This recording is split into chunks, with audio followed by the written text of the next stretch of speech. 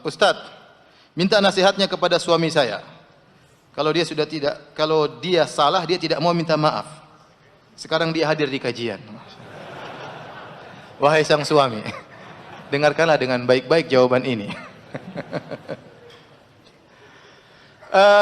Saya nasihati kepada suami dan istri ya, dua-duanya perlu dinasihati ya, bahwasanya kehidupan rumah tangga tidak luput dari namanya kesalahan. Tidak ada yang sempurna. Suami tidak sempurna, istri juga tidak sempurna. Masing-masing punya ego.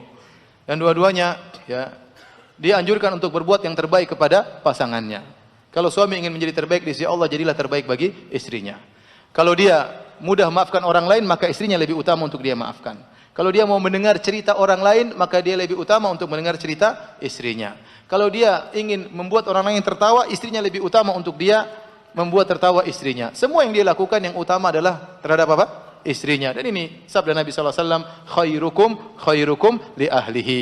Sebaik-baik kalian yang terbaik bagi istrinya. Ya. Sebaliknya juga demikian istri, kalau ingin menjadi istri yang terbaik, maka jadilah yang terbaik bagi suaminya. Tatkala Nabi sallallahu alaihi wasallam bertemu dengan seorang wanita, Nabi berkata, "Adzatu ba'lin anti?" Kau punya suami enggak? Kata dia, "Iya." "Apa yang kau lakukan dengannya?" "La alubihi illa ma ajistu anhu." Saya selalu berbuat yang terbaik maksimal mungkin kepada suamiku kecuali yang tidak aku mampu.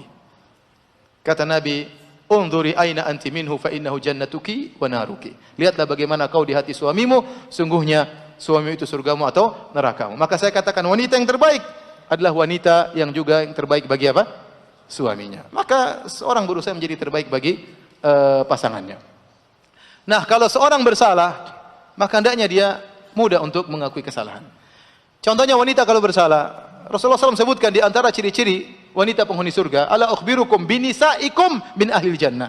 Maukah aku kabarkan kepada kalian tentang istri-istri kalian yang masuk surga?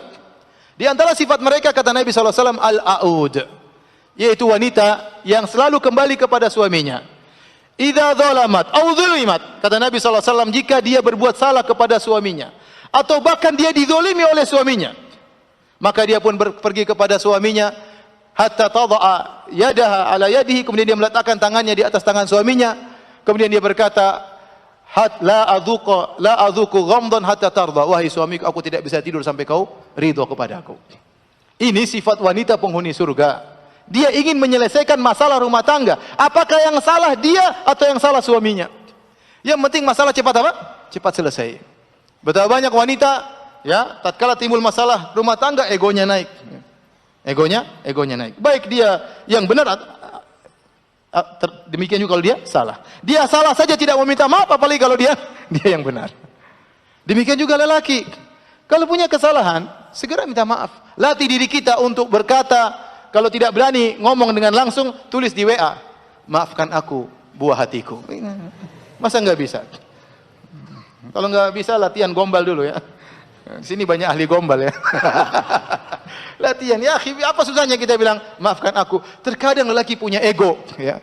Mau minta maaf, kayaknya dia enggak mau kalah di hadapan istrinya, maka dia tidak mau minta maaf. Salah ya, akhi. Orang yang paling utama Anda baiki adalah istri Anda. Orang yang paling utama Anda baik adalah istri Anda. Dan perlu saya ingatkan kepada istri, terkadang suami kita memiliki sifat seperti begitu. Dia tidak mampu untuk meminta maaf dengan kata-kata, tapi bisa jadi dia minta maaf dengan perbuatan. Maka terimalah, begitulah gaya dia minta maaf. Contoh, terjadi permasalahan, kemudian suaminya akhirnya tahu dia salah, maka kemudian dia datang, masuk ke kamar, kemudian dipijit kaki anti. Itu artinya, maafkan daku. Meskipun dia tidak ngomong dengan kata-kata, dia mijit-mijit itu berarti dia minta maaf. Jangan nanti tendang dia. Jangan. Contoh lagi, dia datang, kemudian dia berkata kepada anti, "Sayang." Dia sudah panggil sayang, itu berarti sudah minta maaf itu. "Sayang, mandi ganti baju, kita makan di luar." Itu berarti maafkan aku. Ya, ini sogoannya, makan di luar. Segera makan sendiri sana, jangan. Udah ya, anti mandi, kemudian ganti baju, kemudian berangkat. "Ayo suami, kita berangkat." Dia, "Ada tukang bakso sebelah, kita makan di situ." Jadi tidak semua orang bisa minta maaf dengan kata-kata, baik laki maupun perempuan. Kalau istri pun demikian, punya salah, kemudian dia bikinkan kopi, dia gorengkan telur, kemudian dia taruh di sisi kita, berarti dia minta maaf. Sudah, ngapain kita perpanjang masalah? Suami istri permasalahan yang menderita siapa? Kita yang menderita. Saya sering sampaikan, kalau kita punya masalah sama orang jauh, kita ribut tiap hari, nggak ada masalah, kita nggak lihat nggak lihat dia nggak lihat kita. Tapi kalau kita bermasalah dengan orang dekat kita, bermasalah dengan orang di kantor, tiap hari ketemu dengan dia, repot kita, menderita. Bermasalah dengan tetangga, kita menderita. Tiap hari ketemu dia, tiap hari lihat dia jengkel, hati kita, berarti kita menderita.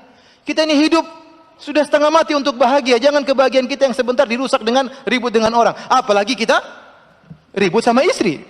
Tiap hari ketemu dia, nggak ada istri cadangan. Istri cuma dia, terus kita ketemu dia tiap hari, ribut sama dia. Ya subhanallah, sudahlah kita mengalah. Ya. Kalau Nabi SAW berkata kepada dua orang yang bertengkar, kata Nabi SAW, ya, la yahillu li muslimin an yahjura akhahu fawqa thalath. Tidak halal bagi seorang muslim, demikian juga seorang wanita muslimah, untuk memboikot saudaranya lebih dari 3 hari. Yaltaqiyani yu'ridu hadha wa yu'ridu hadha. Mereka bertemu, yang satu ke kanan, satu ke kiri, tidak mau ketemuan. Kata Nabi SAW, wa khairuhuma alladhi yabda'u bisalam. Yang terbaik di antara keduanya, yang pertama kali mengucapkan salam. Nabi tidak berkata yang pertama kali, yang terbaik di antara keduanya yang mengaku salahnya. Tidak. Tapi Nabi tinjau dari pertama yang punya niat baik untuk menyelesaikan permasalahan. Apakah dia salah atau dia benar? Wa khairuhuma alladhi yabda'u bisalam. Yang terbaik di antara keduanya adalah yang memulai dengan mengucapkan salam. Apalagi suami istri.